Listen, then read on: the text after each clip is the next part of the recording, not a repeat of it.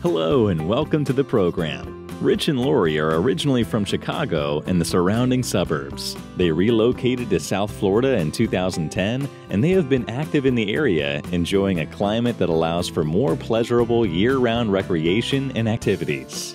Let's see and/or hear what Rich and Laurie in South Florida have to share with us about where to go and what to do.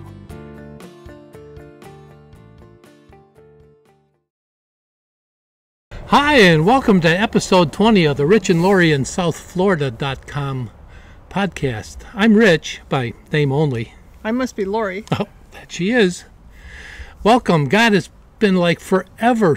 Episode 20 already. Geez, we got 19 of these behind us. We're just getting started though, aren't we?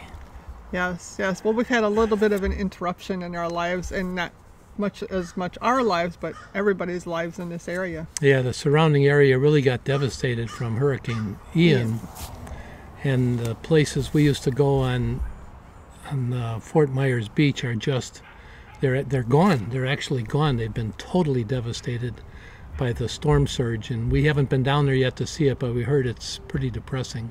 Yeah, Matt Lachey and all of the coastline. I mean, if you go down to the beach now, you need to, if you can even find a place to park, because there is no public parking, there's no public bathrooms. If you were to find a place to park, you need to wear beach shoes or something, because there's glass that's apparently washing up. But they're asking people who do venture there to bring a garbage bag and not only pick up garbage but take it home with you, because there are no garbage cans either. But on to some more fun subjects. You think? Yeah, for sure. It's been amazing to see how people have chipped in for this catastrophe, and it's kind of heartwarming. Yeah, on to bigger and better and more fun things, like today. I know. Where are we? We are here at Fish Eating Creek, and people are probably saying, what did he say? Fish Eating Creek. And I guess it has nothing to do with the dietary habits of Indians, but it was named after the Indians because I think this was a stopping off point where they fished and they ate their catch, so they called it Fish Eating Creek. Yeah, it's about 12 miles northeast of LaBelle, so it's from the River Hall. It's about a 45-minute drive. It's really easy to get to, and it's just a beautiful place. I don't think we mentioned this is a campground. It's an outdoor campground. There are around us, you'll see some of the photos, some huge campers from all over the country, and some local area people who just like to come out here and camp for the weekend, which is really what we did. We just came out for 2 nights and 2 full days. Yeah, there's like tent camping, but we didn't do that. Although we have a tent, we could go tent camping. We actually have 2 tents, don't we? Yes. We're intense. We are very intense. Jeez. But so there's a separate area for RVs and a separate area for tents here. And it's just beautiful. Yeah, we just came back from a pretty long walk. It's a long walk to me. It's probably, what do we go, a quarter mile, maybe half a mile? And part of this walk is kind of like the Everglades, where you gotta kind of get through all these trees and things. But it's a fun walk, isn't it? Oh, this is a lot of fun. Where are you? Oh, there you are. Yeah, it's kind of nice back in here when you finally get through all this roughage. We also just finished cleaning up our utensils from an outdoor breakfast. We made bacon and eggs outside. Yep. You can, when you first come into the Fish Eating Creek, there's a little store on the right-hand side, and that's where you can check in. You get your pass for your, you get little wristbands like this to prove that you're paid to be here. And I don't know if they allow day use people or not, but they do keep track of whether you're a paid camper or not. In that store, you can buy t-shirts, ice cream, firewood. We bought charcoal. They get directions for things in the area. They also, that's where they sign you up to rent bikes or to rent kayaks or canoes. Yeah, for those of you that have been following us, you know that we came from an area close to the Everglades, and we used to go there a lot. We camped there a couple of times, but we were in there maybe at least once a week. I certainly was. I loved it. It's so serene and peaceful and beautiful. And by the way, if you haven't been following us for quite a while, hit that subscribe button down below, and you'll get notified of these videos when they come out. Again, this is episode 20. We've done 19 there behind us. You can go back and look at all of them, see what kind of fun we've been having. But yeah, this is our, I guess we could call it our Everglades out here. Yes. It's the substitute for the Everglades. Yeah, at the far north end of this campground, there's a lake, and we didn't go by there this time, but earlier this summer we were here, and there were people swimming in the lake, and apparently there's only potentially seen one small alligator that hangs around the lake. But I think a lot of the people who are born in Florida have a lot less fear of alligators, and kids swam in creeks and lakes and didn't think much about it. And you certainly didn't hear of people getting, eaten alive by alligators back then. But I think yesterday on my walk along the coast, I probably saw 8 to 10 alligators in the creek, just hanging out. Yeah, as we can't turn the camera right now, but just to our left is a beautiful creek with another cabin behind it. And as we're narrating this video here, we can see ripples on the surface from the fish that are surface feeding.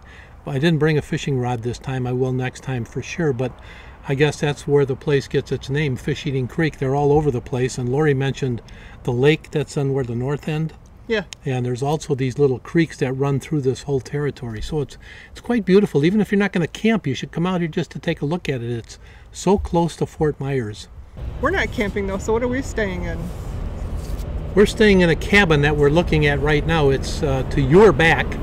It's made to float. I noticed yesterday we were sitting at this picnic table, and we'll show you in the pictures that it's on 4 huge posts. And there are rings around that post to keep it stationary.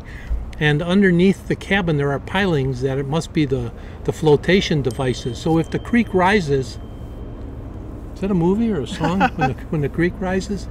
Anyway, when it rises and hits these buoy things underneath the cabin will actually float, and it looks like it's got about 6 feet to move.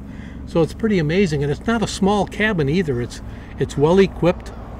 We rented it for 2 nights. There's a waiting list for this thing too, isn't there? 2-night minimum. Yeah, you go online and book it. Yeah, it's the only cabin out here. Everything else are tent and RV pads.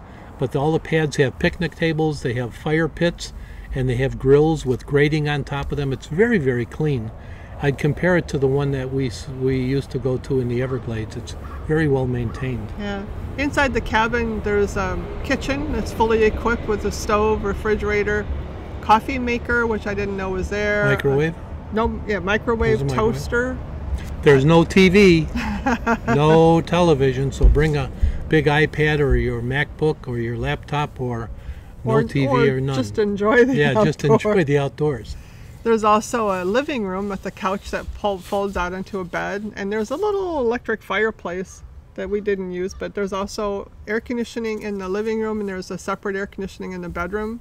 And the bedroom's a pretty comfortable bed, don't you think? Yeah, it is. Yeah. The new word is glamping. It's really not camping out here. When you stay in this cabin, it's more along the lines of glamping. Yeah, the bathroom is nice. It has a handicap accessible shower. But the place was very, very quiet. We have RVs parked right next to this cabin, the closest spots that are available, and we couldn't hear a thing last night. Although you can hear the noise of the road a little bit. Yeah, behind us there's a truck going by now. We say there's campers next to us. The one we're looking at right now is, this thing is a Beverly Hills motorhome. This thing is huge, and it's got a 4-door Jeep behind it, and we just passed one this morning that the guy was towing about a 20-foot motorboat. So these people are serious when they come out here. We're not quite that serious. No, we're not serious about much, I don't think, except making videos, right? Yeah, true. Yeah. Yeah, and once or twice a day, there's a train that passes through here. It's a U.S. Sugar is the name on the train, and the tracks are just right out there, so you'll hear it pass through. But it's only been like once or twice a day, I think. It's not really obnoxious or. Yeah, only when they blow the whistle it gets a little loud. Speaking of sugar, where is that place we're going to be going next weekend? We're going to the Ortona Cane Festival. I think it's this weekend. Cane Sugar Festival. That'll probably be our next video. That'll be number 21, I think. We're going to try and see enough and do enough there to produce a video. But I've always been interested in the production of cane sugar. We see it burning in the fields all over here as we drive around the area, and I'm just curious how they harvest it. Yeah, so let's see, we covered kayak rentals, canoe rentals, bike rentals, walking trails, swim lakes, The Great Outdoors, which is a great John Candy movie by. Yeah. Let's see, you covered everything we've covered. That's right. I think What do I you think that's a wrap for I this think one. that's a wrap for episode 20. Thanks for tuning in again. Hit that subscribe button down below here, and you'll get notice of the next video. Yeah. And with that, what do you think? Is it a wrap? It's a wrap. It's a wrap. See ya.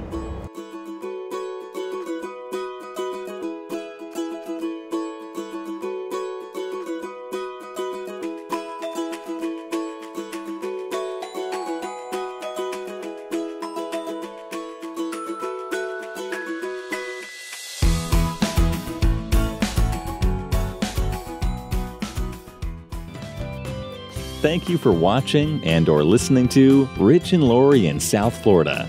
We hope you have enjoyed the program and that you will come back for the next episode to learn more about where to go and what to do when your travels bring you to tropical South Florida.